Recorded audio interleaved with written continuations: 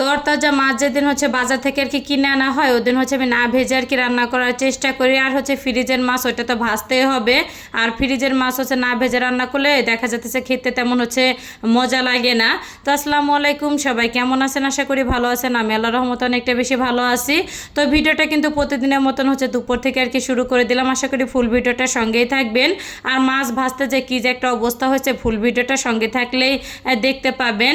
আর পাঙ্গাস মাছ তো দেখা যাচ্ছে ভাজতে গেলে কিন্তু অনেকটা পরিমাণ তেল আর কি ছিটকে হাত পা অনেকটা সময় পুড়ে যাবে। রান্নাঘরে তো বেহাল একটা অবস্থা আর কি হয়ে যায়। যাই হোক, তো মাছটা কিন্তু নুন হলুদ মরিচ দিয়ে সুন্দর করে মেখে ঝুঁকে তারপর তেলটা গরম হয়ে আসলে তো মাছগুলো এক এক করে আর কি দিয়ে দিলাম। আর এদিকে কিন্তু চপ ক্যামেরা আমি কচুর কাঠিটা কিন্তু আর কি সেদ্ধ করে নিছি। আর কচুর কাঠি দেখা যাচ্ছে অনেক সময় তেমন সেদ্ধ হইতে চায় না, আবার যেটা ভালো তো একটুখানি বলক আসলে পানিটা ফুটে আসলে দেখা যাইতেছে সুন্দরভাবে আর কি আমি সেদ্ধ করে নিয়েছি। আর আমার কাছে আলুর থেকে কচুর কাঠির তরকারিটা খেতে অনেক অনেক বেশি মজা লাগে।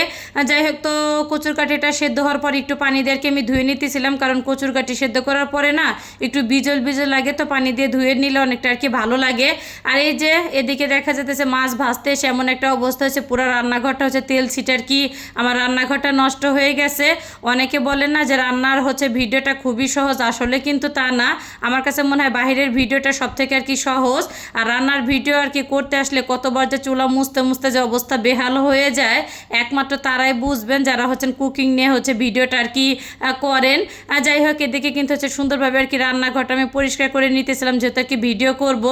আর রান্নাঘর অপরিষ্কার থাকলে তো ভিডিও দেখতেও তেমন ভালো লাগবে না। আর সব কথার এক কথা, কোনো কাজই কিন্তু সহজ না, প্রতিটা কাজে কিন্তু অনেকটা পরিমাণে কঠিন। এটা ধৈর্য আর মনোবলটা থাকতে হবে বেশি। আর এতে দিকে কিন্তু মাছটা আমার ভাজা হয়ে যাওয়ার পরে তারপরে ওই মাছ ভাজা তেলের ভিতরে পেঁয়াজ আর কি শেষে দিছি, তো হামান দিস্তা করে আর কি। যাই হোক, আর এদিকে কিন্তু একটুখানি লবণ দিয়ে সুন্দর করে আর কি আমি ভেজে নিতেছিলাম।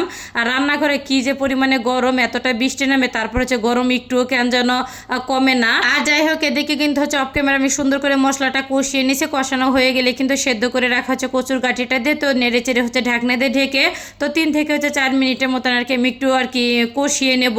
আর এই যে কষানো হয়ে গেলে কিন্তু ঢাকনাটা তুলে তারপর ভেজে রাখা মাছগুলি দিয়ে দেব।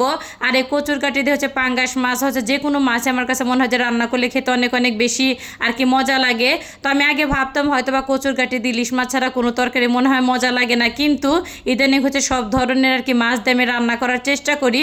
আমার কাছে সব মাছ দিয়ে কচুর কাঠি রান্না করলে না অনেক অনেক কেন যেন বেশি মজা লাগে। আর এতে দেখি কিন্তু ঝোলের জন্য আর কি পরিমাণ মতন আমি পানিও দিয়ে দিয়েছিলাম। আর গাটিটা এত সুন্দরভাবে সেদ্ধ হয়েছে কি আর বলবো। আর এতে লাস্টে একটুখানি ভাজা জিরার গুঁড়াটা দিয়েই তো একটু নুন প্রয়োজন ছিল, নুনটা দেওয়া হয়ে গেলে তো আমি চুলাটা কিন্তু বন্ধ করে আর কি দেবো। তো তরকারিটা কিন্তু আমার হয়ে গেছে রান্না করা। তো ভিডিওটা আমি এইখানে শেষ করলাম। সবাই ভালো থাকবেন, আল্লাহ হাফেজ।